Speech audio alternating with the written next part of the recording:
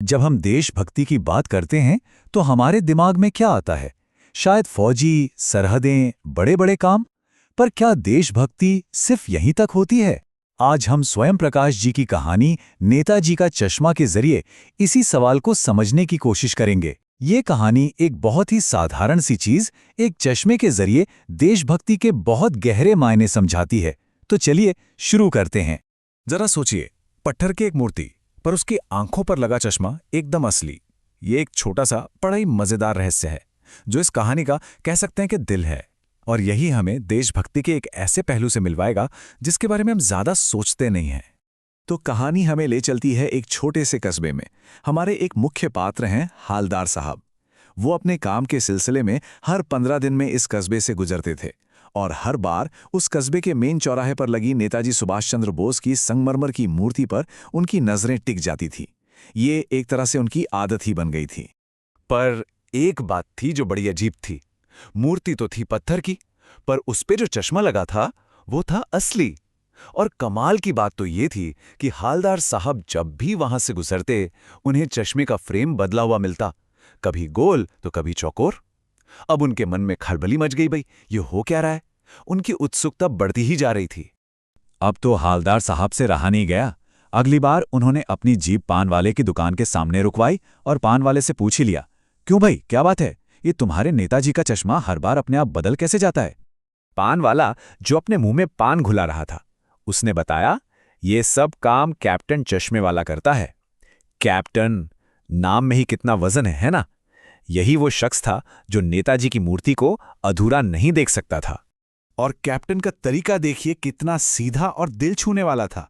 उसे नेताजी की मूर्ति बिना चश्मे के अधूरी लगती थी, तो वो अपनी दुकान से कोई एक फ्रेम निकालकर मूर्ति को पहना देता था। और मान लीजिए किसी ग्राहक को वही फ्रेम पसंद आ गया तो वो पहले नेताजी से माफी मांगता, फ्रेम उतारकर ग्राहक को देता और फिर मूर्ति पर दूसरा फ्रेम लगा देता। मतलब सम्मान का इससे सच्चा और सरल तरीका और क्या हो सकता है? कैप्टन, ये नाम सुनते ही हालदार साहब के मन में एक फौजी की छवि बन गई। उन्हें लगा ये जरूर आजाद हिंद फौज का कोई पुराना सिपाही होगा जो आज भी अपने नेता के प्रति अपना सम्मान इस तरह से जता रहा है। लेकिन जब हकीकत सामने आई तो वो उनकी सोच से बिल्कुल अलग थी। कैप्टन कोई लंबा चौड़ा फौजी नहीं, बल्कि एक बेहद बूढ़ा, कमजोर और लंगड़ा कर चलने वाला आदमी था जो फेरी लगाकर चश्मे बेचा करता था। और ये इस बात का सबसे बड़ा सबूत था कि सच्ची देशभक्ति किसी वर्दी की मोहताज नहीं होती। पर दुनिया का नजरिया अक्सर थोड़ा अलग होता है, थोड़ा क्रूर भी। पान वाले ने मजाक उड़ाते हुए हालदार साहब से कहा, वो लंगड़ा क्या जाएगा फौज में, पागल है पागल। ये बात सुन के हालदार साहब को बहुत बुरा लगा। एक सच्चे देशभक्त का ऐसा अपमान। खैर, 2 साल का लंबा वक्त बीत गया।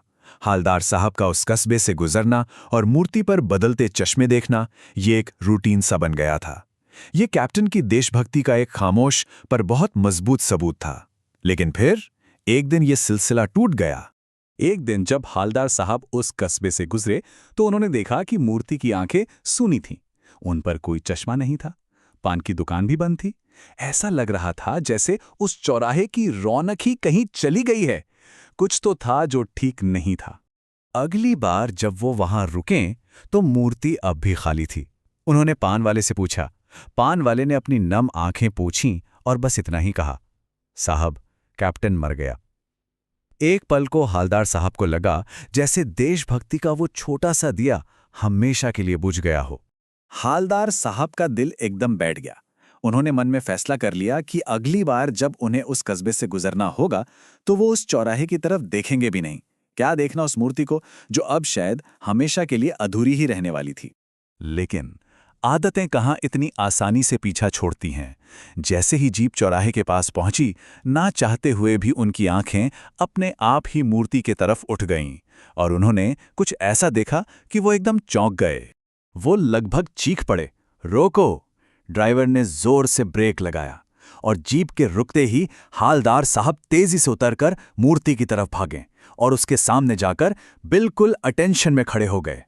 मूर्ति की आंखों पर एक चश्मा था, असली नहीं बल्कि सरकंडे से बना हुआ एक छोटा सा चश्मा, बिल्कुल वैसा ही जैसा बच्चे अक्सर खेल खेल में बना लेते हैं। किसी नन्हे हाथ ने देशभक्ति की उस लौ को बुझने नहीं दिया था। नेताजी की मूर्ति आज भी अधूरी नहीं थी। ये देखते ही हालदार साहब की आंखें भर आईं। वो समझ गए थे, देशभक्ति कैप्टन के साथ खत्म नहीं हुई थी। ये तो एक मशाल की तरह है जो एक पीढ़ी से दूसरी पीढ़ी को सौंपी जाती है। उम्मीद अभी जिंदा थी।